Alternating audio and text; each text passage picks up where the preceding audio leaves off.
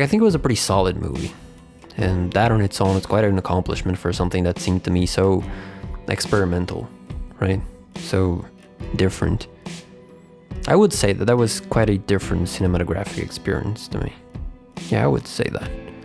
Like, not only technically the whole IMAX thing, which is pretty cool, although I didn't watch it in IMAX yet. I will. But also the way the movie unravels itself is quite odd, don't you think? Like, I read that somewhere and it really stuck to me. Someone said that the movie feels like a trailer. A 3-hour-long trailer, which is absurd by the very idea of what a trailer is. But yeah, it does. Trailers are hype machines, right? They're made to get you hyped, at least hyped enough to convince you to get a ticket for the movie. And overall, the way it is composed, this constant bifurcating of scenes in different time periods, all amalgamated by the beautiful and epic and loud music underneath, composes this ceaseless 3-hour-long hype around it. And you kind of get hypnotized by the whole thing, even though the movie's basically just talking. Which is incredible, honestly, as I said. It's quite an accomplishment and makes it for a very high-paced, very entertaining, and very powerful experience, I would say. But it also makes it quite exhausting as well.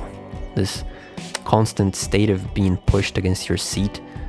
I felt like it was continuously demanding my attention, you know? Like I was taking a college exam or something, you know? Like it demanded effort, you know? You know when you're doing something that requires your full attention for long hours and afterwards you feel dead because it was so stressful to your brain and your body, right? You stop functioning, like you literally overheat, you know what I'm saying? And I think I felt a bit of that after the movie ended.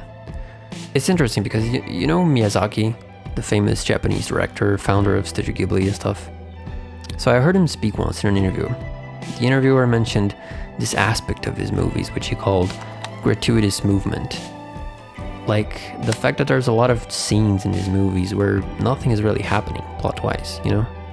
Sometimes it's just the characters looking somewhere, wearing their shoes before leaving. And it's just that. It's pure expression. And in these moments you can just sit and appreciate the music, the animation. It's like a pause, yeah. A break, right, for us to breathe a bit before continuing the journey. And I don't know, I think all Studio Ghibli films have that, and I think it really adds to the human aspect of the experience, to the humanely real aspect, right? Like, nothing is being said, nothing is being done, it's just pure contemplation. Anyway, Oppenheimer is kind of the opposite of that, I feel. It leaves you no time to breathe at all. No time to stop the unstoppable train and get some air, you know, you just... And I guess that was intentional, because maybe I'm tripping, but watching the movie itself kind of resembles what it would feel like to watch a bomb, right? Does it not? The constant ticking, getting louder and louder, faster and faster, and you're just there, stuck, nowhere to go, nothing to do but wait for the imminent demise. I guess that's how Oppenheimer must have felt through his final years. And maybe the movie wanted to kinesthetically transfer some of that to us. And it did, honestly. That final scene particularly, that was something else, right? I like to be educated, but I'm so frustrated. Hello to my love.